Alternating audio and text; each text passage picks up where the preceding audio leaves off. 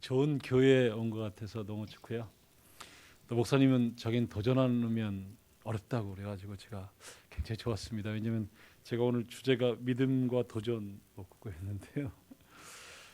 제가 처음 교회 갈 때 요즘 이제 말씀 나누는 게 하나님께서 저에게 이 대학을 할 때 처음 주셨던 비전 말씀이에요. 이렇게 여호수아서 14장 6절부터 15절인데요.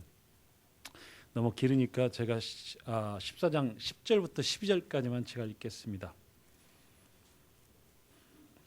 이제 보소서 여호와께서 이 말씀을 모세에게 이르신 때로부터 이스라엘 광야에서 방황한 이 45년 동안을 여호와께서 말씀하신 대로 나를 생존케 하셨나이다. 오늘 내가 85세로 모세가 나를 보내던 날과 같이 오늘도 내가 여전히 강건하니 내 힘이 그때나 지금이나 같아서 싸움이나 출입에 감당할 수 있으니 그날에 여호와께서 말씀하신 이 산지를 지금 내게 주소서. 당신도 그날에 들으셨거니와 그곳에는 아낙 사람이 있고 그 성읍은 크고 견고할지라도 여호와께서 나와 함께 하시면 내가 여호와께서 말씀하신 대로 그들을 쫓아내리다 하니.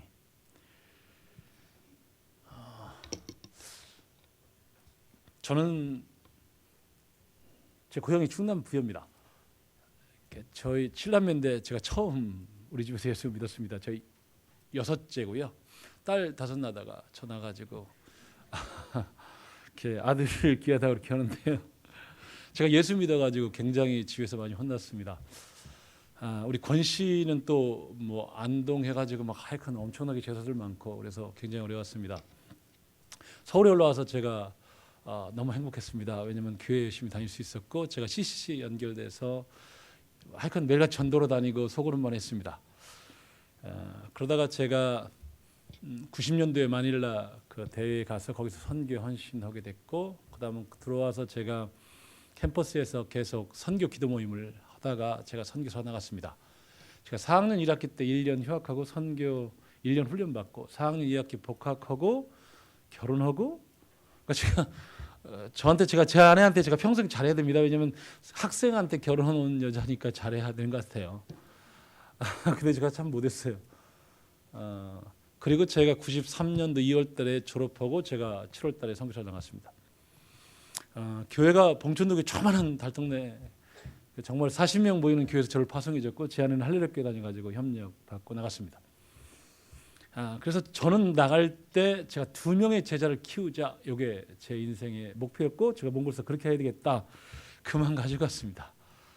그러다가 제가 만난 하나님이 뭐냐면 항상 좀 어려운 게 뭐냐면 제가 기대했던 대로 안 가는 거예요. 저는 CC였으니까 제가 잘하는 건 저는 교회를 해본 적도 없고 평신도였으니까 제가 한 것은 일대일 전도하고 양육하고 그다음 조금 소그룹 정도 하고 이게 제 전공이고 전문이고 제 아내도 IBF에서 그 활동을 해가지고 그래서 우리 선교단체도 저희들을 보낼 때 몽골이 사회주의에서 자본주의로 하기 때문에 차세대 리더십인 이 젊은이들을 변화시키는 게 이 나라한테 중요하겠다. 그래서 사실 몽골을 가게 됐습니다. 어떤 사람들은 얘기할 때 왜 몽골을 갔냐 이렇게 물어보는데 저는 특별한 거 없습니다. 왜냐하면 우리 단체에서 그래서 갔습니다. 제가 한 가지만 질문했습니다. 왜 가야 되냐고. 왜 꼭 몽골을 가야 되냐고. 근데 저는 그때 어디든 갈 마음이 됐었습니다. 원래 타지키스탄을 가려고 했는데 거기 전쟁이 일어나가지고 거기 가면 안 된다고 그래서 우리 단체에서 싸워가지고 본부장님이 더 힘이 세가지고 제가 몽골로 갔습니다. 가서 1년 동안은 매일같이 저희 집에서 저랑 제 아내랑 둘이 예배 드렸습니다. 주일날도 제가 말씀 전하고 제 아내 찬양하고 그렇게 6개월 하다가 6개월 후부터는 이제 제가 캐나다 형제가 했던 그 교회들 좀 몽골 교회들 좀 보고 했으니까요. 그때 이제 몽골 크리스천들이 한 몇백밖에 안 됐으니까요. 그리고 1년 때서부터 제가 이제 교회를 하게 됐습니다. 저는 원래 캠퍼스에 들어가서 해야 되니까 제가 국립대에서 1년 동안 언어 배우고 그 다음에 제가 민족학 대학원을 들어갔습니다. 원래는 문화인류학을 들어가려고 했는데 이게 언어가 잘 안 통해가지고 제가 민족학 대학원을 들어간 거예요. 제가 1년 후에 알았습니다. 저는 원래 안트로폴로지 들어간 줄 알았는데 알고 보니까 민족학이에요. 그래서 제가 당황스러웠는데 왜냐면 제가 기계공학 전공입니다. 언어가. 그러니까 제가 그쪽은 몰라요. 근데 선교를 잘하려면 문화인류학을 잘해야 된다고 그래가지고 제가 문화인류학 대학원을 들어가려다가 잘못 들어간 건데요. 어쨌든 그때는 몽골에 사전도 없고 그래가지고 제가 고생을 많이 했습니다. 그러니까 그분도 몽골말과 러시아말밖에 모르고 저도 영어 처음 알고 한국말밖에 모르고. 그러니까 교수님과 서로가 통화가 안 됐습니다. 이게 뭐 커뮤니케이션이 안 됐습니다. 어려웠습니다. 근데 그때 우리 한 20명이 국립대에서 같이 공부를 했는데 그 몽골 교수님이 그러는 거예요. 한국 사람은 너희들이 나중에 제일 그 몽골말을 잘할 것이다 그래요. 우리가 계속 꼴찌인데. 일본 애들은 2년을 공부하고 왔고 러시아 애들은 몽골이 길 문자이기 때문에 러시아 애들은 문자를 다 읽습니다. 이게 저도 러시아어를 읽어요. 뜻은 몰라서 그렇지만. 그러니까 제가 굉장히 답답하고 어려웠습니다. 근데 정말 그게 1년 되니까 저희가 제일 잘하더라고요. 그리고 제가 대학원을 들어갔는데 정말 모르겠어요. 책을 번역이 안 돼요. 교수님이 하게 되면 항상 이렇게 녹음하고 몽골 직원이 하고 그래서 그걸 막 찾고 그래서 한 거죠. 근데 제가 그 얘기를 하는 게 아니라 그때는 우리 선교사가 그런 자기의 어떤 비자를 받으려고 하니까 그 비자 스테이터스에서 그걸 하는 거고 저는 그래서 원래 그 대학원에서 한국어도 가르치고 국립대에서 제가 그래서 걔들을 집에 초청해서 복음 전하기 시작했는데 갑자기 로컬 처치를 제가 하게 됐습니다. 왜냐면 싱글 선교사님이 자기는 죽어도 미국 가서 신학을 마무리 지어야 되겠다고. 그래서 저보고 그 교회 담임 목사를 하라는 거예요. 서구 선교사 한 7명. 그래서 내가 못 온다. 나는 이게 대학생 미니스트리로 왔지. 이거 로컬 처치 한 적도 없고 나는 목사도 아니고 못 온다. 이렇게 얘기를 했는데 하여튼 그분이 자기는 무조건 간다 해서 제가 그분한테 엄청 뭐라고 그랬습니다. 당신은 선교사도 아니고 미션도 없고 뭐 유전이 해서 제가 엄청 뭐라 했는데 그분이 나중에 저한테 딱 얘기하더라고요. 네가 싱글의 고통을 아냐고. 나이가 드셨는데 그때 이제 40 조금 넘었는데 나는 잘못 오면 결혼도 못 올 것 같은데 지금 보니까 결혼 못 했어요. 제가 내목을 했는데 그래서 내가 능력을 키워서 내 스스로 살아야 되겠는데 그래서 하나님 믿고 하나님 의지하고 살아야지 무슨 소리냐 했더니 아니라는 거예요.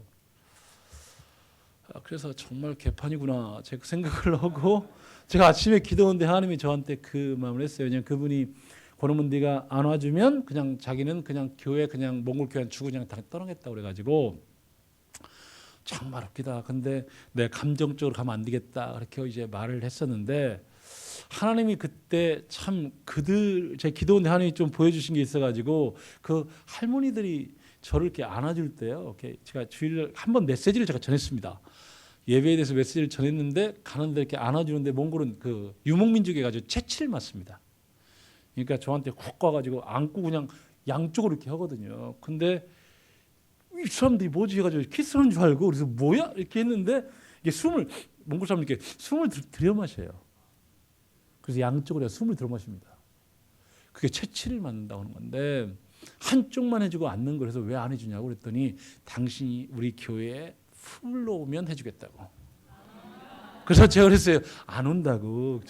저는 이게 그 비전이 아니라고 미안하다 안 온다고. 그러고서 제가 했는데 제가 기도하는데 하나님 그 마음을 주는 거예요. 네가 뭐 잘났다고. 그래서 하나님 난 잘났다는 생각이 하나도 없다고. 저는 지금도 하나도 없어요. 두 번째는 뭐냐. 나는 하나님 하라고 하는데 근데 저는 하나님 저기 처음부터 올 때 이 교회 가지고 왔었다고. 근데 그들을 그 목자 없는 양 같은 마음을 하나님이 주셔가지고 제가 엄청 울었어요. 그리고 제가 그때 하나님 내가 경험도 없는데 허락하면 내가 하겠다고. 왜냐면 그 할머니들 막 그다음 조그만 애들 막 그런 애들이 이렇게 막 목자가 없어가지고 막 그런 것을 보여주셔가지고 그래서 제가 로컬 처치를 처음 하게 된 거예요. 그래서 제가 매일같이 우리가 한시에 모여서 기도하고 전도로 다니고 그래서 한 탑 그 지역 딱 정해지고 예수 영화 준비해놓고 전도해가지고 거기 다 들으면 그때 막 약간 몽골은 할 일이 없었으니까요. 그래가지고 엄청 왔어요. 막 수요 예배 10명, 주일 금요철에 10명, 주일 예배 10명 계속 왔어요. 근데 제가 1년 동안에 교회를 20번을 옮겼어요. 몽골 애들 장난을 많이 치거든요.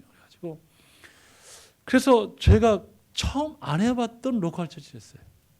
근데 이런 지역교회를 하니까 재밌는 게 하나 있어요. 이렇게 캠퍼스 이렇게 선교단체들은 동일한 나이대의 젊은 애들을 모여서 이렇게 하고 미션 지향적인데 이런 지역교회는 애서부터 할머니까지 있으니까 이 가정적이에요. 그러니까 할머니들은 항상 제가 그때 27이었으니까요. 한 달에 27세 제가 성교를 나왔거든요. 지금 제가 50입니다. 그러니까 막 안아주고 막 이게 너무 좋았어요. 그리고 항상 저 챙겨주고. 그래서 전도 잘 되고 그래서 이거 너무 좋네. 그래가지고 내가 이제 대학원 때려치고 이것만 해야 되겠다 이렇게 했는데 또 제가 그 교회를 4년 하고 목사 세우고 제가 또 다른 교회 개척해가면서 제가 뭘 했냐면 길거리 아이들 학교를 했어요. 왜냐면 제가 교회를 안 하다 보니까 어떤 문제가 생기냐면 저는 항상 한두 명의 제 목숨을 거는 인생을 살았잖아요. 이렇게 한 명 전하고 걔들한테 내가 충성하고 예수님은 12제자를 했는데 나는 그 정도는 안 될 거고 그냥 2명만 잘 키우자. 이게 제 인생이 못했는데 로컬 처치 해가지고 막 오니까 너무 이게 그래서 주님 제가 2명 아니고 한 10명만 키워볼까요? 뭐 이 정도를 했었는데 갑자기 몽골 사회주의는 한 가지 문제가 있습니다. 그게 뭐냐면 플로레타리아의 혁명인데요. 노동자 천국을 만드는 겁니다. 그러니까 여자들은 다 지식인이고 남자들은 다 노동자들입니다. 그런데 사회주의 때는 전혀 문제가 없습니다. 왜? 똑같이 월급 주고 똑같이 쉬고 그렇게 합니다. 그런데 자본주의로 바뀌니까 엄청난 문제가 되는 거예요. 그 문제가 되는 게 뭐냐면 그때 대사관의 직원으로 가게 되면 그때 국립대 교수들이 7불인데 이 사람들은 200불, 300불이에요. 그러니까 30배, 40배 이렇게 받는 거예요. 러시아 사람들이 나가면서 몽골의 모든 공장은 다 무너졌습니다. 기술 아는 게 없어요. 여자들은 대사관 직원 가고 유엔 직원 가니까 유엔 직원은 500불이었습니다. 그러니까 7불인데 500불 하게 되면 7, 7에 49여니까 거의 70배 높은 거예요. 그러니까 이게 굉장히 안 좋아집니다. 그리고 새로운 문물들을 접하면서 어려워지는 것이 많이 있습니다. 그중에 제일 어려운 게 가정이 다 파괴됐습니다. 남자들은 알코올리스틱, 알코올, 술 엄청 보드카 때려 마시고 여자들 폭력적으로 대하고 그렇게 해서 가정이 많이 파괴됐습니다. 저는 그때 이제 제가 처음 이런 지역교회를 제가 지역교회에서 좀 섬겼죠. 주일학교 부장하고 성가대하고 그렇게 청년회 회장으로 이렇게 섬겼지만 제가 전체를 해본 적이 없었으니까 매일 우리 아파트 앞에 있는 야산에 가가지고 기도했어요. 저랑 제 아내랑 9시 반, 10시 반까지 막 뛰어가면서 하나님 이게 내가 능력도 없는데 이런 걸 시켜가지고 막 해가면서 이제 계속 그 기도한 거예요. 왜냐하면 제자훈련을 어떻게 시켜야 되는지, 수요 예배는 어떤 스타일로 내가 메시지를 전해야 되는지, 주일 예배는 어떻게 해가지고 얘들을 기초놓고 잘 성장시키기 이런 거에 대한 개념이 없었으니까요. 근데 하나님이 그래서 우리 교회 금요 철회를 할 때 우리가 6시 시작해서 새벽 2시까지 항상 했거든요. 그래가지고 뭘 했냐면 그랬더니 서구 애들이 쟤 미쳤어 그래가지고 서구 애들 7명이 저랑 같이 했는데 걔들은 인물 많고요. 브라질 YM 형제만 같이 인물 보고 했는데 좋았습니다. 뭐가 좋았냐면 우리가 매일같이 정치, 경제, 교육, 문화, 가정 각 영역별로 얘들이 신문 스크랩에 가서 기도하고 계속하고 조사를 했는데 여러분이 각 영역을 조사하고 나면 한 가지 깨닫는 게 있습니다. 몽골에서 제가 조사하고 나니까 사탄이 너무 일을 잘한다는 것을 제가 깨달았어요. 그래서 뭐냐면 가정은 완전 다 파괴되고 그 다음은 정경유착되고 정치인들 그래서 그때 나왔던 것이 뭐냐면 정치인들이 다 교류했거든요. 그래서 그때 나온 얘기가 있습니다. 우리 90년도 우리가 몽골의 혁명을 일으킬 때는 우리가 꿈이 있고 비전이 있었는데 돈도 없고 권력이 없었는데 지금은 돈과 권력이 있는데 우리 가운데 동지애도 없고 같이 죽겠다는 마음도 없고 서로 사랑함도 없고 상처는 다 받았고 그런 거예요. 그러니까 지금 장관들 이렇게 만나보면 다 그런 상처들이 다 있습니다. 돈은 많아요. 존경도 못 받아요. 왜냐하면 리더가 존경받는 게 딱 한 가지 방법이에요. 섬기는 거예요. 자기가 손해보고 자기 권리를 내려놓고 권세를 내려놓고 섬겨주는 거거든요. 근데 자기가 다 누리면 리더는 리더인데 포지셔닝 리더고 진짜 리더는 아니에요. 그러니까 그들이 다 마음에 어려움이 있어요. 그래서 제가 그때 야산에서 기도하는 그래서 제가 매일같이 했던 게 뭐냐면 울었어요. 이게 불가능하구나. 그래서 제가 그때 했던 게 뭐냐면 하나님 능력 있는 사람을 선교사로 보내지 왜 저같이 능력 없는 사람을 보내냐고 제가 매일같이 울면서 기도했던 게 그거예요. 사탄은 이러는 거 보니까 너무 일을 잘해가지고 사람들을 다 작살내고 있는데 다 괴롭히고 있는데 나는 할 수 있는 게 없다고 매일같이 울어서 한 게 그거였어요.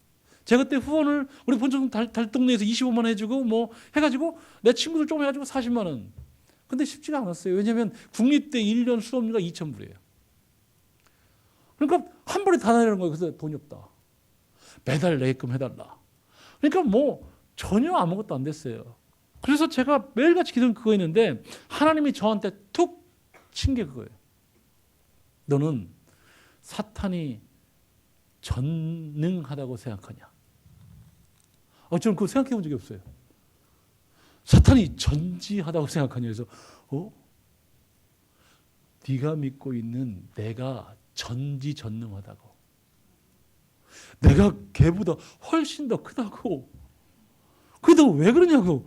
저한테 그래서 제가 저는 그때 항상 저 자신만 보고 사탄이 이런 것이 너무 크게 일했고 저는 너무 무능하고 그래서 와 진짜 대책이 없다. 그렇게 했는데 하나님이 저를 격려해 준 게 네가 믿고 있는 내가 전지전능하다고. 내가 이 회파된 성들을 회복시킬 수 있다고. 그래서 제가 그때부터 제가 울다가 그쳤어요. 근데 그렇구나. 내가 믿는 하나님이 대단하구나. 왜냐하면 저는 항상 제자 훈련을 하게 되면 약점이 뭐냐면 한 영혼에 대한 관심들이 많습니다. 근데 전체 이 한국 민족들을 본다거나 이 전 세계의 주관자가 하나님이라든가 이 우주의 주관자가 하나님이라거나 이 생각을 별로 않고 항상 우리는 내 속에 있는 그 한 명, 그 다음은 내 안에 있는 문제, 이 문제에 대한 포커싱이 되는 거죠. 그래서 제가 하나님의 그 말에 제가 바뀌었어요. 그래서 선포하고 매일같이 선포 이렇게 나갔었는데 그래서 그때 하나님이 한번 쳤던 게 뭐냐면 이 세상에서 가장 누가 제일 불쌍할까라는 거예요. 이 세상에서 누가 제일 불쌍할 것 같아요. 제가 우리 몽골 사람한테 우리 한국 사람들 휴가 한 일주일 정도 간다 그랬더니 어떻게 그렇게 사냐고. 몽골 애들은 사회주의 때 휴가가 보통 3달 했거든요. 그래서 푹 쉬어요. 푹 쉬면 그러니까 걔들은 근데 제가 보면 훨씬 더 걔들의 삶이 우리 한국 삶보다 인간미 있고 즐길 줄 알아요. 뉴욕 갔더니 뉴욕 애들이 그래요.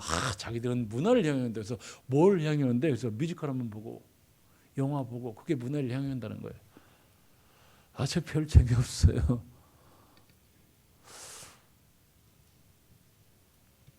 우리 인간에게 정말 제일 우리가 중요한 게 제가 볼 때 꿈이 있고 소망이 있는 거예요. 근데 사탄이 우리에게 뺏어가는 것이 뭐냐면 꿈을 뺏어가는 거예요. 꿈을 뺏어가는 거예요. 사실은 우리가 저는 요즘 젊은이들 보면서 이게 가치관이 진짜가 문제가 있다 그 생각을 요즘 많이 하거든요. 그래서 우리 아이들과 많이 나누는 게 그 가치관 얘기를 많이 나요. 특별히 우리 애들이 지금 셋이 다 대학생이거든요. 그러니까 가치관 얘기를 많이 나눠요. 왜냐하면 우리 인생은 그 가치관에 의해서 바뀌어요. 오늘 여기 예수님께서 참 여기 가나안 정탐을 할 때 12명을 종족별로 한 명씩 다 집어넣는데 그들이 들어와서 똑같은 것을 보고 와서 그들이 보고하는데 2그룹이 나옵니다. 동의하는 거 있습니다. 그 가나안 땅은 젖과 꿀이 흐른다. 너무 좋은 땅이다. 그건 다 동일합니다. 근데 한 가지 다른 것은 뭐냐면 그런데 그들의 성은 견고하고 그들의 키는 장대와 같고 그래서 그들 앞에서 우리는 맷들 같다. 그래서 우리는 반드시 질 수밖에 없다. 라고 말하는 그룹이 있고 한 그룹은 맞다. 나 거기까지 동의한다. 그들의 키는 장대하고 그들의 성은 견고하다. 그런데 홍해를 가르신 하나님 그 하나님이 우리랑 함께 하시니까 또 하나님의 약속의 말씀이 있으니까 필경 우리는 그 하나님이 주신 그 땅, 그 약속의 땅, 그 땅을 우리가 쟁취할 수 있다. 라고 말해요. 하나님께서 우리 가운데 주신 건 뭐냐면 인격이라는 걸 줬고 또 생각하게끔 해주고 그리고 그거에 의해서 결정을 하고 그 결정에 의해서 우리의 삶이 진행되어 갑니다.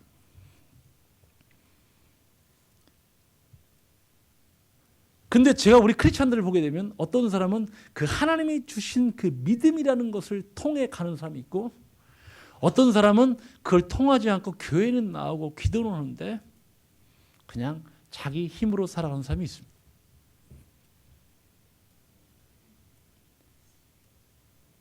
저는 그러니까 사실은 근데 그 선택으로 인해서 그 사람의 삶이 믿음이라는 삶을 살 수가 있고, 어떤 삶은 그냥 자기 힘으로 사는 삶이 있고 그렇게 가요. 근데 믿음의 삶으로 가게 되면 어떤 문제가 있냐면 하나님을 경험하게 돼 있어요. 그리고 하나님이 계획해 준 삶으로 가는 거고, 자기 힘으로 그냥 살게 되면 그냥 하나님을 경험 못하고 교회를 와서 말씀은 듣고 하는데 하나님과는 그냥 관계없이 살아가요. 자기의 지혜와 자기의 능력으로 살아가요. 근데 한 가지 어려움이 있어요.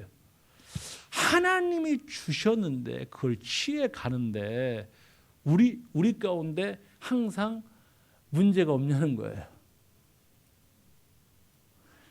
제가 그래서 제가 제일 몽골에 소망이 없는 친구들이 누구냐면 길거리 아이들이었어요. 걔들은 걔들 힘으로 살 수가 없어요. 또 몽골은 누구냐면 자식들을 엄청 낳았어요. 사회주의는 자식 8 낳으면 정부에서 다 키웠고 훌륭한 어머니 상을 줬어요. 그런데 하루 한 날에 못 줘 이렇게 된 거예요. 그래서 8명을 키우려고 하니까 대책이 없는 거예요.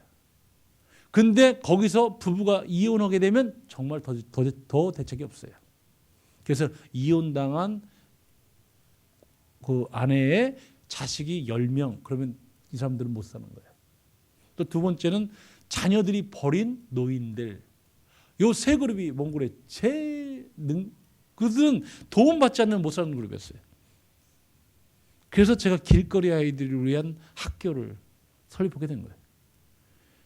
그래서 그걸 준비했는데 하나님이 그 마음을 주셔서 준비를 했는데 제가 보니까 제 능력으로 전혀 안 돼요. 왜냐하면 기계과학 나온 사람이 그 기둥은 두 가지였거든요. 하나는 얘들한테 가정을 회복시켜 주겠다는 한 기둥이 있고, 하나는 몽골의 의무교육이 초등학교 중학교 겁니다. 근데 걔들은 그걸 못 다녀요. 그래서 의무교육을 시키자, 이 두 가지, 교육과 가정회복 이 두 가지를 하는데 저는 기계공학이니까 아무것도 연결이 안 돼요. 그리고 저는 원래 아이를 별로 좋아하는 타입이 아니에요. 왜냐면 제가 선교지 나갈 때 원래 저는 선교지 나가서 거기서 언어 배우고 대학원 들어간 다음에 아기를 갖기로 했는데, 나갈 때 우리가 막 부족하다고 느끼니까 이리저리 막 세미나 가가지고 했는데 어느 한 분이 제 아내한테 안수를 딱 하는데 밤 날 새고 새벽 4시에 안수를 해줬는데, 너는 아기를 못 가질 것이고 아기를 가졌더라도 유산할 거다 이렇게. 그래서 제가 그 얘기 듣고 그냥 그리고 제가 그 새벽 4시에 나와가지고 우리 집에 왔어요. 그랬더니 제 아내가 계속 어려워요. 근데 우리 집은 제가 얘기했지만 딸부잣집이어서 아들이 귀한 집이잖아요.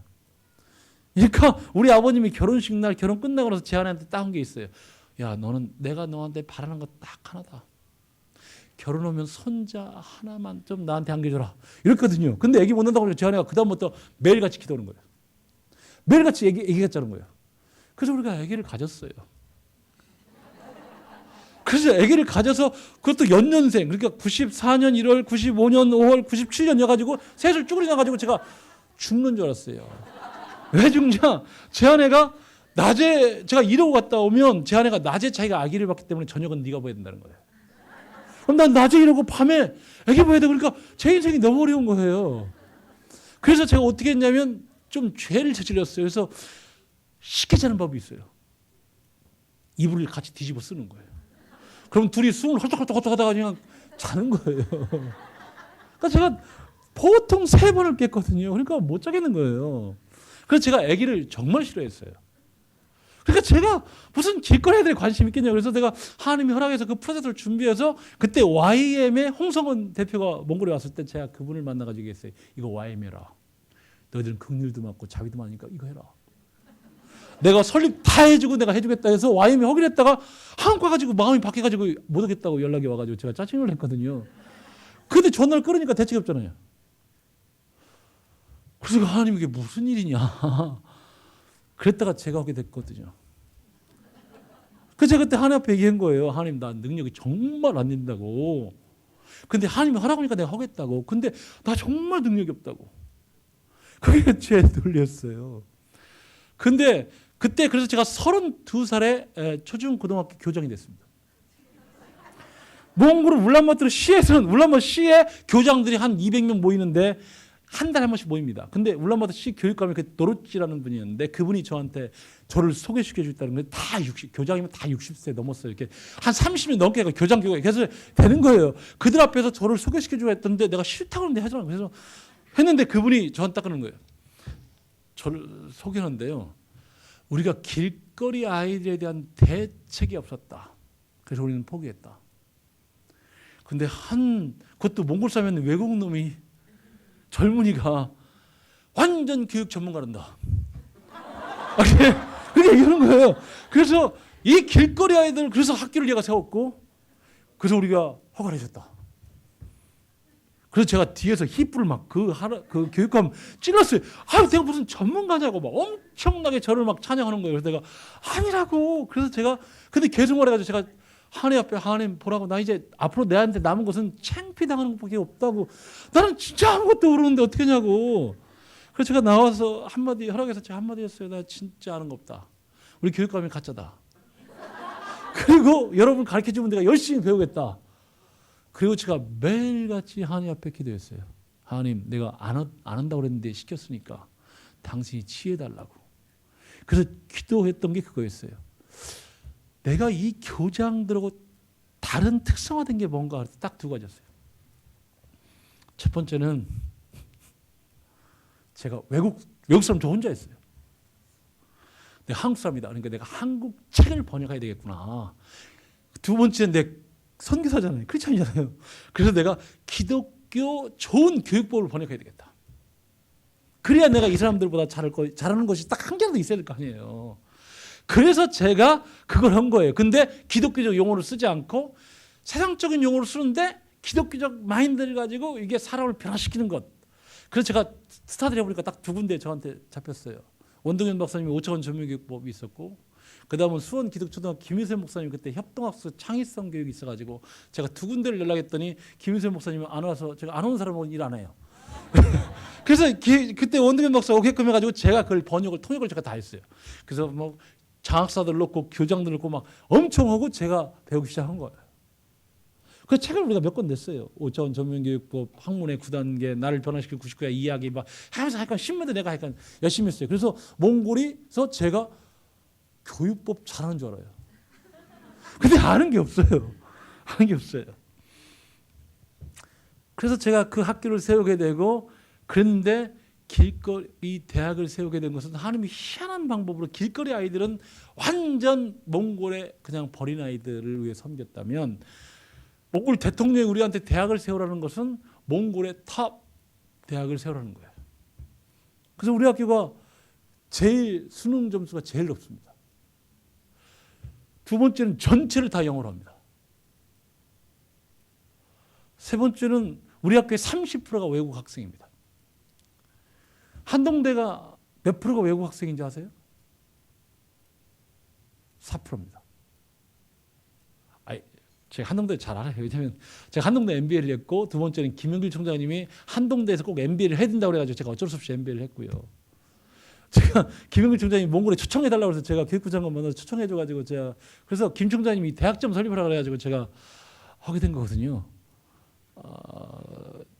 제가 이 대학은 정말 하기 싫습니다.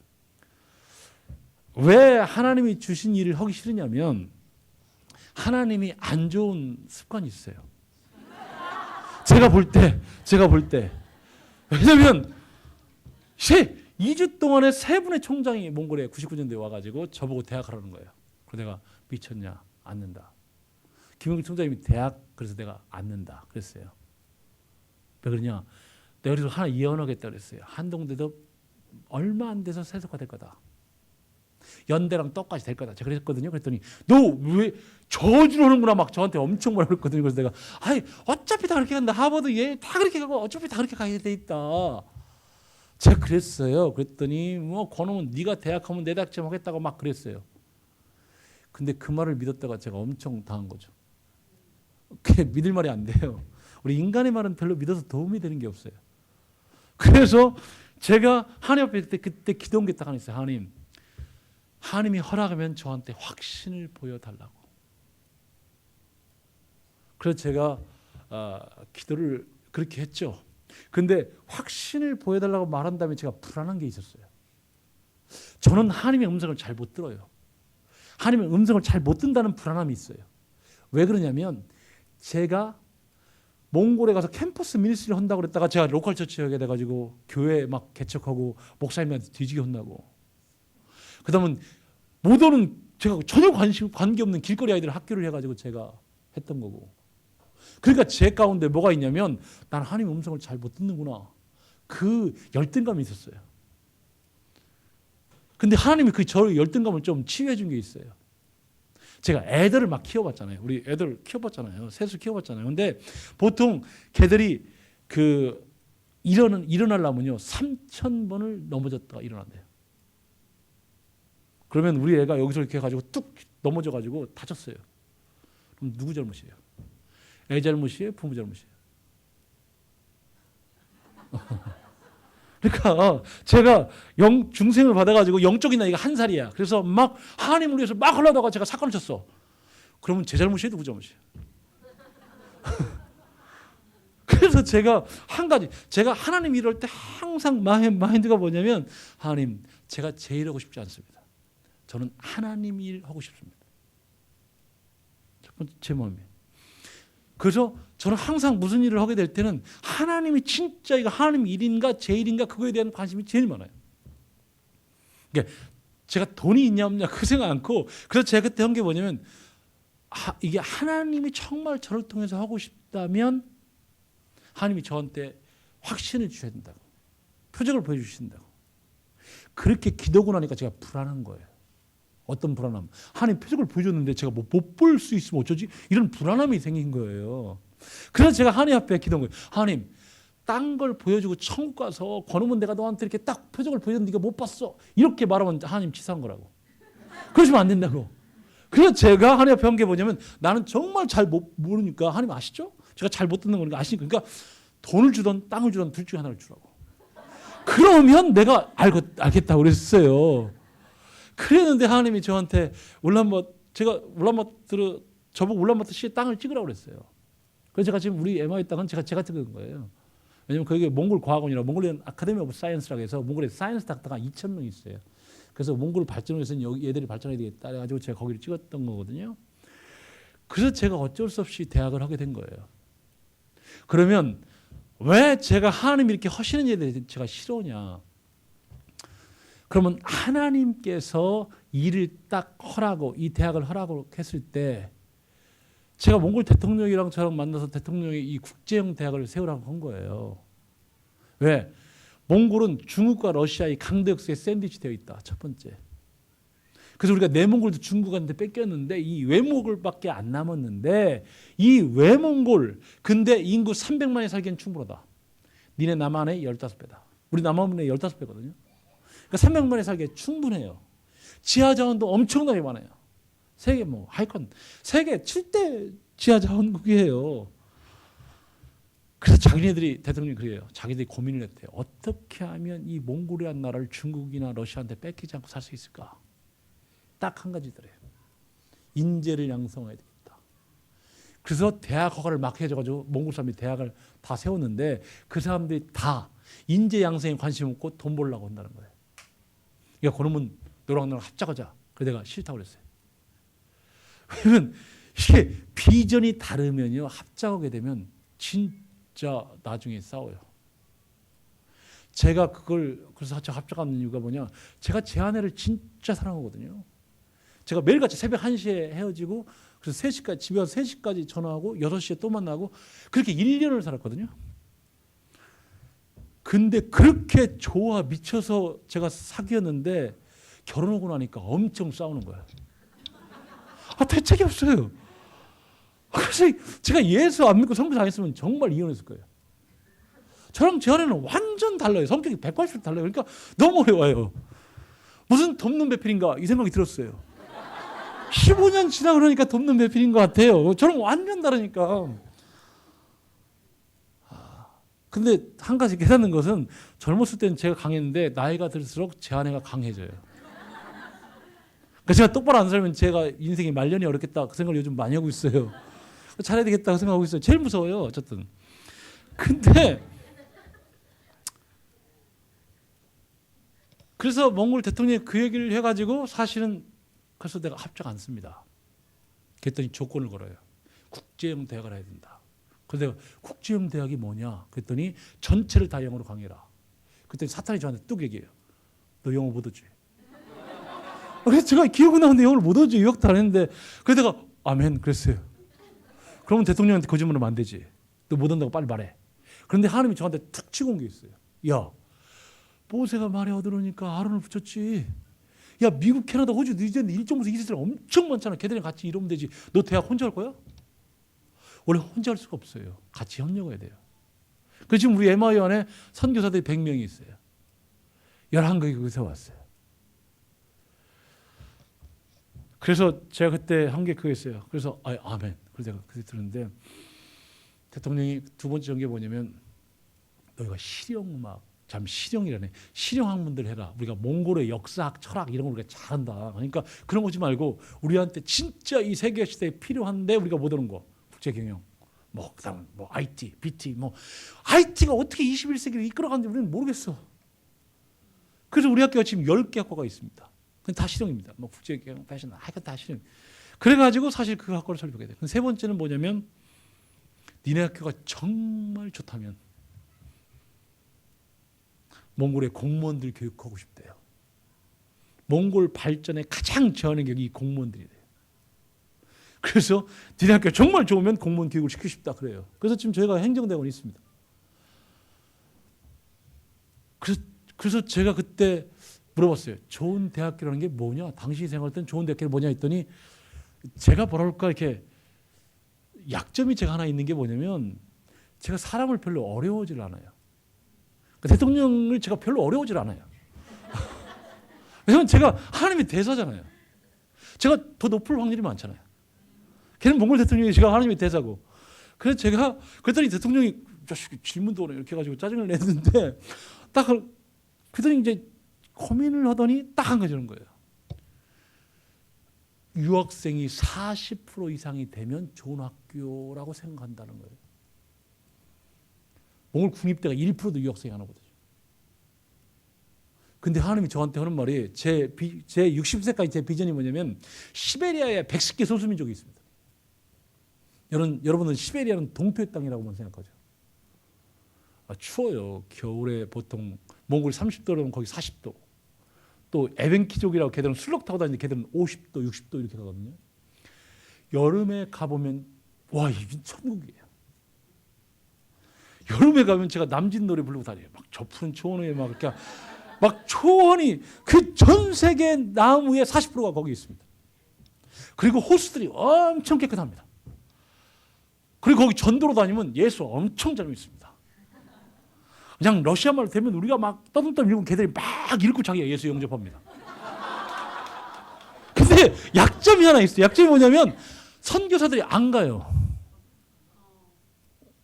그래서 제가 야쿠트라고 사하공화국이 있습니다. 다이아몬드가 전 세계 2위 나는데 그 사하공화국 애들이 우리 학교 많이 옵니다.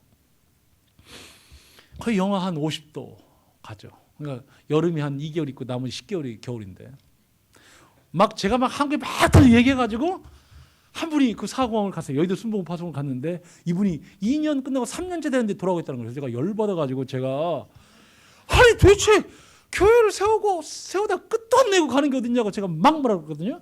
당신이 목사냐? 당신은 사명받은 자냐? 사명받으면 죽기까지 하는 건데 이게 개판이다. 막 그랬더니 그러면 네가 해보라고. 그래서 난 갈 수가 없다. 나 진짜. 그랬는데 그분 얘기는 뭐냐면 사모님이 우울증에 걸리는 거예요. 야, 내 와이프가 우울증 걸리고 대책이 없다. 근데 어떻게 하냐. 막 그런 거였어요. 그래서 하여간 제 인생의 60가지 목표가 뭐냐면 경도 배구 수준이거든요. 그래서 시베리아 110개 소수민족 내몽골 얘들을 죽게 들어가게끔 하는데 제가 1조를 하는 거예요. 그러니까 제가 비전이 커졌잖아요. 제가 2명 때문에 갔다가 제가 몽골 민족을 봤다가 제가 시베리아 소수민족, 중국의 소수민족을 보게 된 거예요. 그래서 제가 깨달은 게 꿈은 커져가요. 그랬는데 하나님이 저한테 그때 대통령이 40%니까 그 얘기를 하는 거예요. 야, 시베리안 애들 다 데리고 오자. 그 대통령 얘기하고 있는데 하나님이 저한테 계속 그러는 거예요. 그리고 중국 내몽골에 500만이 몽골 사람이 살거든요.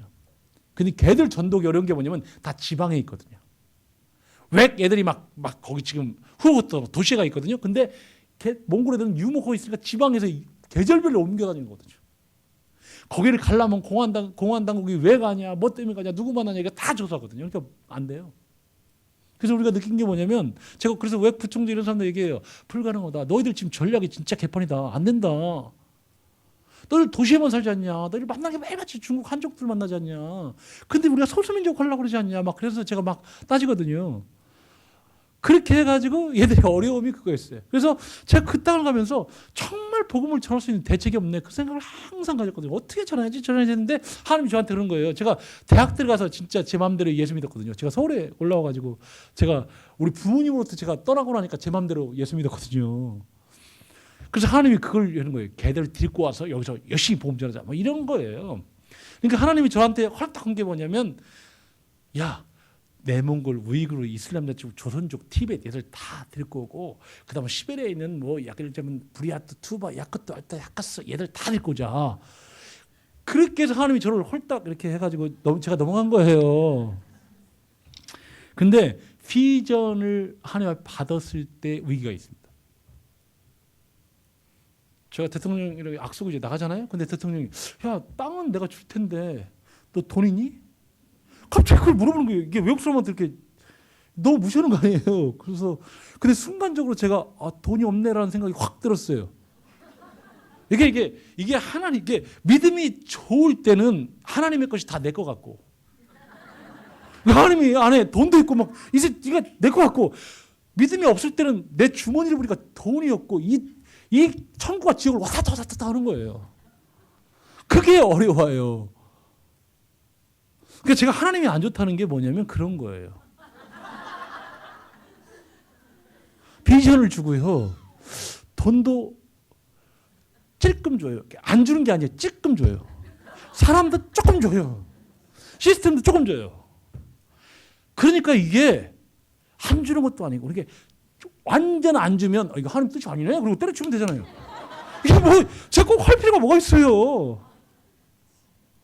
근데 조금만 주는 거예요. 이게 그래서 가는 거예요. 근데 제가 여러분 한국 교육의 문제는 뭐냐면 여러분 자녀 있잖아요. 교육의 문제는 뭐냐면 여러분이 하나님의 사람들을 어떻게 교육시키는 걸 잘 보시라고요. 하나님이 우리를 부르시고 교육시키잖아요. 그래서 공병호 박사라는 사람이 있는데 한국 교육의 가장 문제는 뭐냐? 결핍의 요소를 제거한다는 거예요. 누가? 부모님이 사랑이라는 이름으로. 그럼 제가 하나 질문할게요. 하나님 아버지가 여러분이 하나님 아버지의 자녀 아들 딸 맞죠? 저는 여러분 아닌 줄 알았어요. 그래서 제가 근데 하나님 아버지가 어떻게 교육시키는 걸 보는 거예요. 근데 여러분이 여러분 자녀를 어떻게 교육시키는 걸 보게 되면 차이가 하나 있습니다. 하나님은요 아브라함을 불렀잖아요. 그래서 가나안 땅을 보내고 나서 기근을 줘버려요. 근데 아브라함은 기도도 않고 그냥 이집트에 내려가 버려요. 이삭은 그때 기도해요. 차이가 있거든요. 근데 제가 잘 이해 안 되는 건 뭐냐? 뭐 야곱이 하도 머리를 굴리니까 좀 고생 좀 시켜서 얘가 좀 정상으로 돌아가겠다 그걸 알겠는데 요셉은 좀 망난이잖아요. 망난 사랑만 받고 특별한 사랑을 받고 그런데 고생을 시켜서 너무 시키는 거예요. 자기 형님들이 그냥 팔게 시키고 그 상처가 얼마나 오래 갈 거라고 생각해요. 여러분 형님이 여러분을 팔아버렸어. 죽이려고 그랬어. 얼마나 상처를 받겠어요. 더 어려운 건 뭐냐? 자기가 보디발한테 충성을 했는데 자기 변명은 한마디도 안 듣고 그냥 와이프 얘기 듣고 그냥 자기를 완전 감옥에 집어넣어요. 왕의 그 감옥에. 거기 소망도 없는데. 그 여러분 자식을 여러분이 감옥에 집어넣겠어요? 여러분 않죠? 저도 못 올 것 같아요. 못 올 것 같아요. 그렇게 했다고 하면 아마 제 아내가 저를 죽이려고 할 거예요. 너랑 나랑 끝장내자 이렇게 해서 끝장냈는데 못 올 것 같아요. 근데 하나님은 그렇게 아버지로서 사랑하기 때문에 그렇게 교육을 시켜요.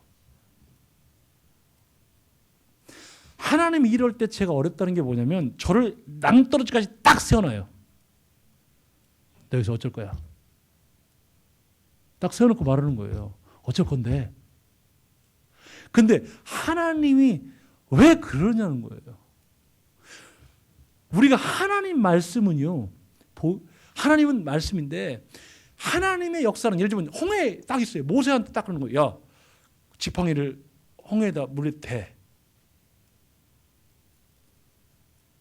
그러면 여러분 될 것 같아요? 안 될 것 같아요?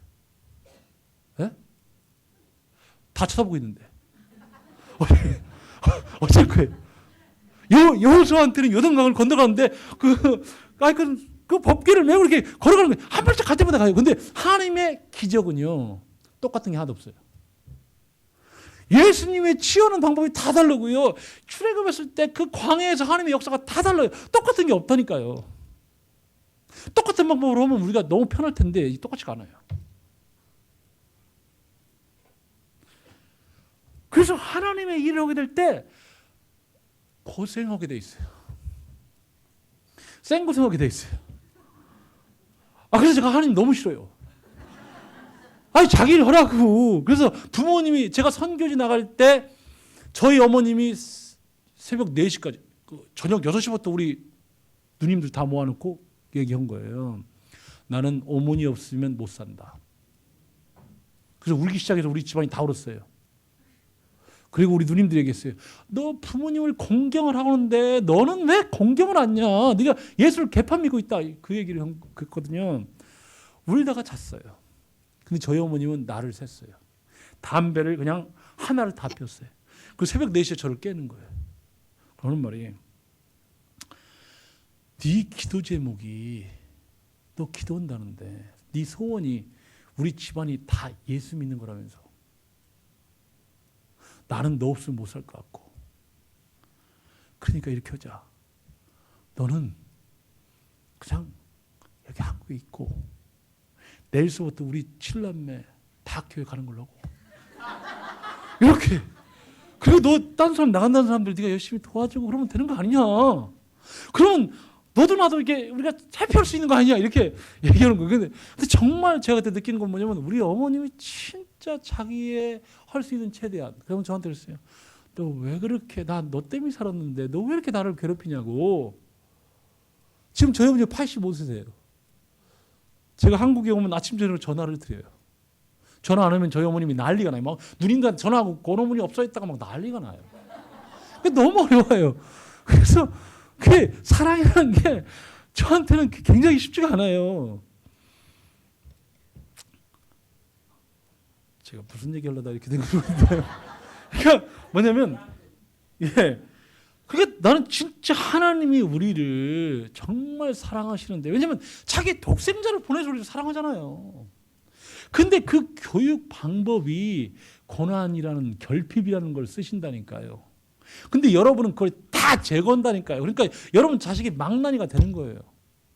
근데 망나니가 되면 대책이 없어요. 왜 하나님이 우리를 그렇게 훈련을 시키시냐. 그건 뭐냐면 진짜 하나님 말씀은 말씀이에요. 하나님이 조금 야 네가 이렇게 지팡이 딱 대면 내가 홍해 물을 샥 가릴 거야.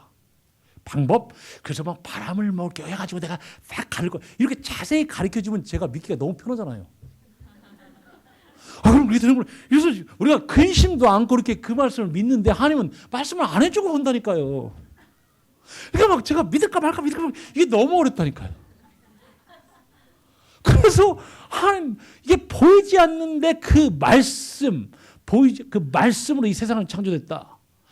그 하나님 말씀대로 이루어진다. 그것을 믿음을 통해서 우리가 그걸 믿어야 되는데 그걸 쉽지가 않다니까요. 하나님은 보이지 않는 영이세요. 보이지 않는 그 하나님이 보이는 하나님처럼 제가 믿고 의지하고 나가는 거예요. 그런데 하나님의 말씀은 세상과 반대가 돼요. 그러니까 세상 사람들은 넓은 길로 가는 거예요. 자기 넓은 길로 그냥 가게 돼 있어요. 근데 하나님은 좁은 길로 가요. 근데 그 좁은 길이 막 황금으로 되어 있고 막 멋있게 되어 있으면 갈 텐데 협착하고 좀 어두컴컴하고 좀 그런 거예요. 그러니까 나는 하나님이 왜 그러냐는 거예요. 너무 싫어요, 제가요. 아니, 제가 정말 저는 자식한테 저 장난 안 쳐요. 저는 자식한테요. 진짜 자식이 정말 얘기 들어보고 필요하다 하면 돈도 주고 막 제가 도울 거 다 도와요. 근데 우리 하나님은 왜 그렇게 저를 괴롭히냐는 거예요. 제가 부모님의 그 반대를 무릅쓰고 선교지 나가는데도 왜 그렇게 괴롭히냐는 거예요. 제 인생이 잘 되면 막 우리 가족들이 다 역시 하나님 살아계셔. 나도 예수 믿어야지, 교회 가야지. 뭐 이렇게 생각할 거 아니에요.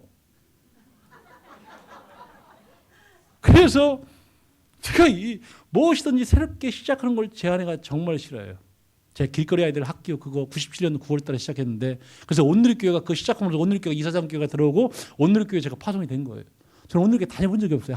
하영정 목사님이 저를 스카우트해서 제가 1호로 파송이 된 거예요. 그러니까 그런데 97년 9월 달에 시작했는데 11월 달에 IMF 터져가지고 제가 죽는 줄 알았어요. 제가 5,000불을 만들어 갔는데 그 5,000불이 2,200불이 된 거예요. 그러니까 우리 뭐 생활비 뭐 다 집어넣었어요. 그냥 제가 집어넣으니까 우리 사역자들 다 집어넣고 막 그래서 사모님들이 저를 찾아왔어요. 당신 우리 남편이 그냥 어쩔 수 없이 돈을 다 후원금을 집어넣으니까 우리가 살 수가 없다고. 그래서 제가 그랬어요. 넣지 말라고. 그때 제 아내가 그래서 우리 그때 제가 이제 빚더미 다 올라가지고 우리 죽는 줄 알았거든요. 그래서 제 아내가 천국 갔으면 좋겠다. 그래서 항상 그렇게 했어요. 그냥 빨리 천국 가자 이렇게 기도했었는데요. 이 대학도 그래요. 제가 하나님 앞에 이해가 안 되는 게 있어요. 조지 밀러는 기도 오면 막판에 딱 되잖아요. 저는 막판에 안 와요. 제가 뭐냐면 우리 몽골 직원들 월급은 줘야 돼. 그러니까 한 달에 2번 나눠서 줘요. 근데 우리 사역자들도 어코모데이션을 주거든요. 그래서 우리 사역자들이 아파트 비용 자기가 내고 뭐 점심 우리 학교 주고 그래서 그걸로 사는 친구들이 많아요. 한국 선교가 뭐냐? 교육 선교에 별로 투자를 안 해요. 그냥 교회 건물 지면 막 하는데 학생을 위해서 막 교수한다 그러면 안 해줘요. 후원 안 해줘요. 그러니까 뭐 거지들이 많죠. 근데 제가 한국에 출장 갔다 오고 나면 우리 사역자들이 저를 찾아와요. 이렇게 총장님 인사한다고 딱 와요. 그리고 제 얼굴을 봐요. 얼굴 딱 보고 해피해 있으면 돈 가져왔구나. 해피하지 않으면 돈 안 가져왔구나. 이렇게 생각하는 거예요. 그런데 우리 사역자들을 8개월까지 밀렸어요. 그때 제가 한국에서 몽골 돌아가는데 정말 가기 싫었어요. 비행기가 떠서 그냥 추락했으면 좋겠다. 이 생각이 진짜 많았어요. 그래서 하나님 저 바로 천국 가고 싶다고. 그냥 천국 갔으면 좋겠다. 그래서 이 비행기가 추락해서 천국 갔으면 좋겠다. 막 그 생각을 진짜 많이 했어요. 그렇게 기도하고 눈 뜨니까 제가 옆 사람한테 진짜 미안하더라고요. 우리 아내한테 미안하고. 그래서 제가 그러면 안 되지 생각하고 왔는데 너무 어려워요. 하나님 일을 한다는 게. 그래서 제가 하나님 앞에 하는 게 하나님 왜 그렇게 괴롭히냐고. 그만 좀 하시라고. 하나님은 정말 괴롭히는 게 은사냐고. 그만 좀 하시라고. 제가 하나님 앞에 매일같이 기도하는 게 그거였어요. 그만 좀 하시라고. 나 정말 죽으라고 이러고 막 그런데도 안 돼. 그래가지고 제가 하영조 목사님 앞에 가가지고 제가 문 앞에까지 가가지고요. 무릎 꿇을까 말까 진짜 고민 많이 했어요. 왜냐면 진짜 이게 돈이 필요한데 그래가지고 제가 그 문 밖에 서서 꿇어 말어. 근데 하나님이 저한테 그래서 꿇어야 되겠다고 해서 딱 생각했는데 하나님이 저한테 야, 너 나를 신뢰하는 거니? 너 누구 신뢰하는 거니 너? 그래서 제가 하나님 앞에 짜증을 냈어요. 내가 당신을 신뢰하고 지금까지 왔는데 내가 지금 쪽박이라고. 내가 지금 죽겠다고 지금. 우리가 이게 전화도 다 끊어지고 전기도 끊어지고 뭐 대책이 없었거든요. 그래서 당신이 안 도와주니까 내가 여기 목사님한테 도와달라고 지금 하는 거 아니냐고. 당신 도와줬으면 내가 이렇게 하겠냐고. 나도 비참하다고. 막 내가 하나님 앞에 계속 그랬거든요. 근데 하나님이 야, 너 그렇게 하는 게 아니다 하면서 계속 그 마음 줘가지고 제가 가서 아무 말도 못하고 그리고 나왔어요. 그러니까 우리가 사실은 실제 하나님의 일을 해가면서 낭떠러져 있을 때 우리가 하나님을 많이 생각해요. 그때 내가 보이지 않지만 하나님 말씀을 신뢰할 것인가, 아니면 내가 보이는 내 길을 갈 것인가, 그거에 대한 고민을 진짜 한다는 거예요. 근데 그때 이제 얘기하는 거죠. 이거 진짜 하나님이 들어주시면 이거 하나님이 하신 거라고. 그거 진짜 하나님이 들어줘요. 근데 죽지 않을 만큼만 살려줘요. 부귀영화 하려고 하지 마세요. 죽지 않을 만큼만 살려줘요. 제가 너무 어려워서 우리가 가을에 시작하고 봄이는 항상 춘근기예요. 그때까지 우리 건물까지 졌으니까 그건 돈이 없었죠. 그러면 봄에 제가 매일 아침 학교 일찍 가가지고 제가 말씀 보고 기도하는 거예요. 근데 어느 날은 말씀도 보기 싫고 기도를 하기 싫은 거예요. 그랬더니 하나님이 저한테 그러는 거예요. 내가 너랑 일 못 해먹겠다고. 그래서 저는 굉장히 제가 믿음이 좋은 줄 알았더니 제가 믿음이 개판이라는 거예요. 그래서 하나님 말씀이 그거였어요. 백부장 같은 믿음은요, 예수님이 간다는데 올 필요가 없다는 거예요. 말씀만 하시면 된다는 거예요. 그게 진짜 좋은 믿음이잖아요. 그런데 보통 믿음은 동일한 기도를 한 번, 두 번 들어주면 믿어요. 그런데 너는 7번을 들어줬는데 8번째 또 안 믿는다는 거예요. 그래서 내가 꼭 너를 써야 되냐? 안 써도 돼. 그냥 내가 딴 사람 써도 되지. 네가 믿음이 너무 없어서 너랑 일하기가 너무 어려워. 그래서 제가 굉장히 어려웠어요. 진짜 내가 개판이구나. 내가 그걸 느꼈어요. 그래서 그랬는데 그래서 하나님 그랬어요. 하나님 앞으로 내가 믿겠다고. 그래서 없으면 그냥 죽는 거지 뭐. 이렇게. 왜냐면 남자는요, 자기가 돈이 없으면 굶어요. 근데 가정이 있으면 쉽지가 않아요. 또 리더는 뭐냐면 우리 가정은 굶을 수 있는데 이게 애만 식구가 100명 되고 이게 몽골 직원 이렇게 100 몇 명 돼가지고 우리 학생들 한 1000명 되고 그게 쉽지가 않아요. 나는 굶어야 되는데 얘들은 굶으면 안 되겠다 이 생각이 있어가지고 그게 쉽지가 않아요. 근데 하나님이 희한하게 이러더라고요. 그래서 내가 그때부터 내가 근심 않겠다고. 안 들어줘? 그러면 나도 그냥 여기 얼굴 두꺼워 가면서 내가 딴짓 않겠다고. 그냥 나도 근심 않겠다고. 당신이 근심하라고. 근데 그때 깨닫는 게 있어요. 우리는 하나님의 나라와 의를 구하고 종은 원래 그리고 하나님이 내 의식주 걱정을 하나님이 하고 뭐 이거예요. 우리는 하나님의 나라와 의를 주라고 구해요. 그래서 하나님이 우리 의식주 문제를 알아서 하는 거예요. 안 도와줘? 그럼 굶어. 그리고 안 줘? 그러면 죽어. 그리고 천국 가면 되는 거예요. 그러면 남들이 막 비난해? 그럼 비난 받으면 돼요.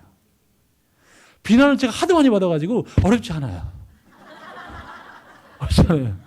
근데 그때 하나님이 어떻게 문제를 풀어갔냐는 거예요. 문제를 풀어갔거든요.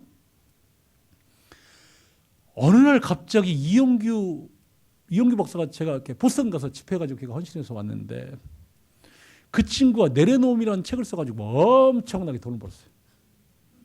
그래서 그 친구가 마음으로 결정했대. 인쇄비 50%를 MI 되겠다. 그래서 그 50% 때문에 제가 살았어요.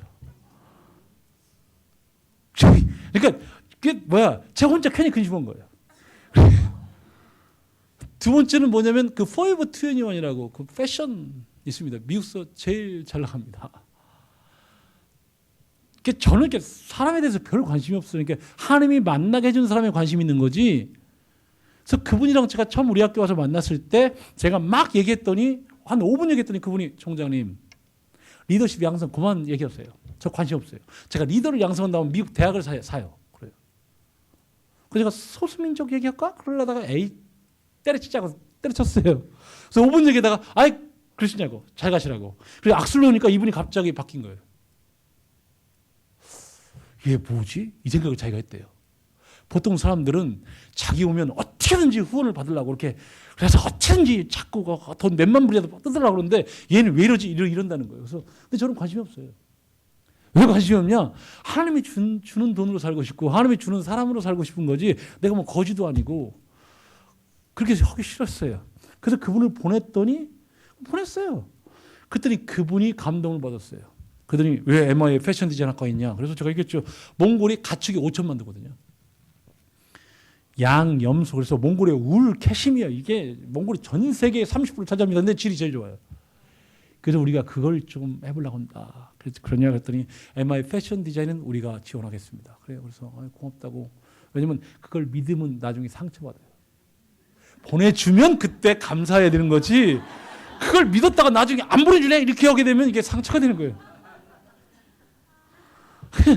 근데 그분이 우리 학교 MI 건물을 한 동을 쳐줬어요.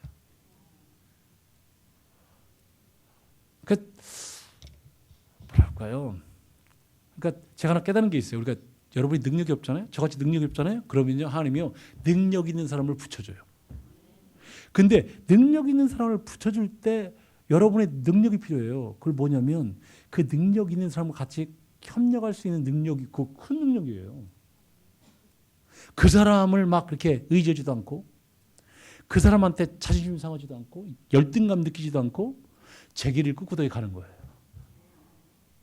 그건 자존감이에요. 제가 하나님을 만난 사람들은 뭐냐? 자기 자신이 귀하다는 걸 알아요. 그러니까 남과 비교하지를 않아요. 난 여러분이 정말 그랬으면 좋겠어요. 여러분 자녀들도 막 남들 잘한다는 거 시키려고 하지 말고 그들 가운데 있는 하나님이 무엇을 은사를 줬는가 이걸 기대해가면서 그걸 보여달라고 기도해 드리는 거예요. 그 문화 비유가 있잖아요. 10문화 있는데 그 한 문화씩 다 줘가지고 종들한테 그리고 교인이 갖다 돌아와가지고 체크하잖아요. 그러니까 하나님께서 우리 모든 사람은 걸작품을 만들어서 그 사람들한테 한 문화를 다 주는데 이 세상이라는 우리가 살 동안의 시기에 어떤 사람은 30년 살고 어떤 사람은 100년 사는데 그 기간 동안 우리가 어떻게 살았냐 그것이 중요하지 않다고요? 중요합니다. 왜냐하면 그거에 의해서 평가를 받기 때문에 그렇습니다. 왜냐하면 그걸 통해서 우리가 하나님의 손과 발이 돼서 하나님의 역사를 이루어가기 때문에 그렇습니다. 제가 하나님이라면 저는 우리 인간을 통해서 절대 이러지 않아요. 왜? 우리 인간은 믿을 만한 존재가 못 돼요. 자기가 좀 잘 되면 자기가 엄청 잘난 줄 알아요. 자기가 좀 못 되면 엄청 열등감이 빠져요. 그래서 피곤해요. 그러니까 제가 사람과 이럴 때 어떤 사람과 이러냐면 자존감이 있는 사람이에요. 나는 하나님 앞에 귀한 사람이고 자기가 귀한지 알면 남도 귀한지 알아요. 그 남을 리스펙트해요. 존경해요. 그리고 같이 협력해 가려고 그래요. 근데 앞으로 21세기는 그런 사람들을 통해서 하나님이 이뤄갈 거예요. 왜냐하면 이게 엄청난 이게 지식 폭발의 시대이기 때문에 자기 혼자 모든 일을 할 수가 없어요. 같이 협력해서 가야 돼요. 근데 열등감 있는 사람이랑 이러게 되면 피곤해져요. 근데 하나님을 만난 사람, 하나님 만났더니 야, 내가 너를 사랑한다. 너는 정말 귀한 자식이야.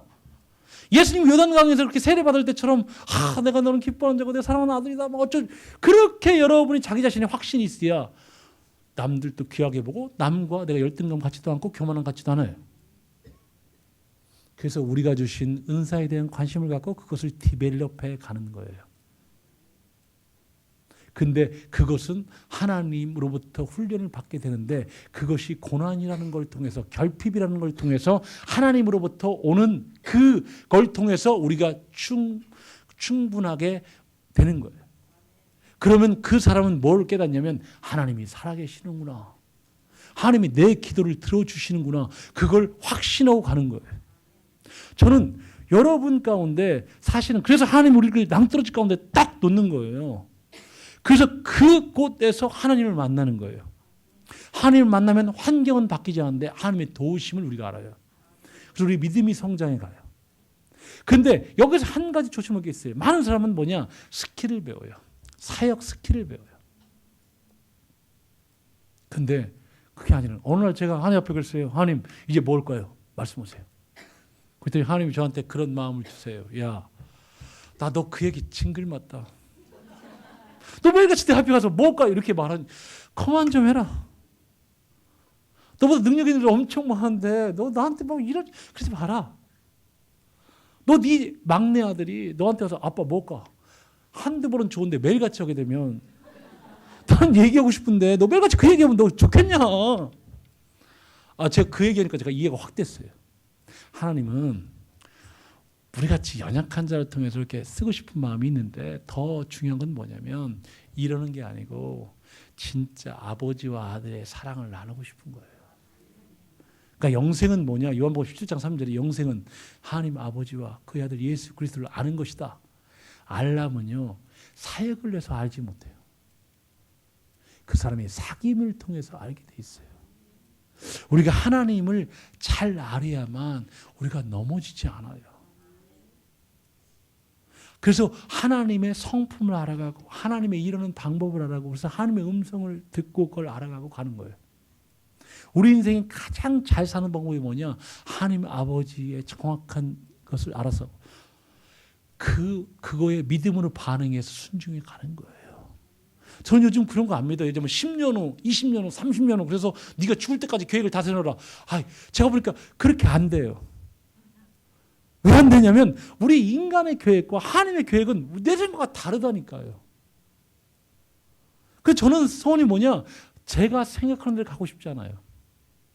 그러니까 여러분이 생각하는 대로 안 갈 때 여러분이 낙심하지 말라니까요.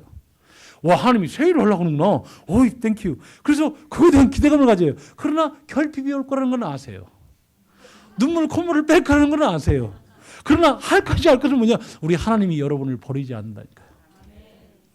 그리고 우리는 거기서 하나님을 느끼고 체험하고 그리고 나중에 진짜 하나님 없으면 못 살게끔 된다니까요. 그래가면서 우리가 바뀌는 게 있어요. 뭐냐? 우리의 성품이 바뀌어져요. 저희 사역하면서 박사들이 얼마나 고집이 센지 아시죠? 선교사들은 자기 인생을 한번 때려치고 자기 인생 딱 접고 이제 선교에 나가기 때문에 제가 솔직히 있습니다. 선교사를 이기려고 하면 안 됩니다. 저도 우리 MI 선교사를 절대 이기려고 하지 않습니다. 왜? 그러면 제가 죽습니다. 한 번 때려치면 두 번 때려치는 데는 쉽습니다. 세 번도 때려쳐요.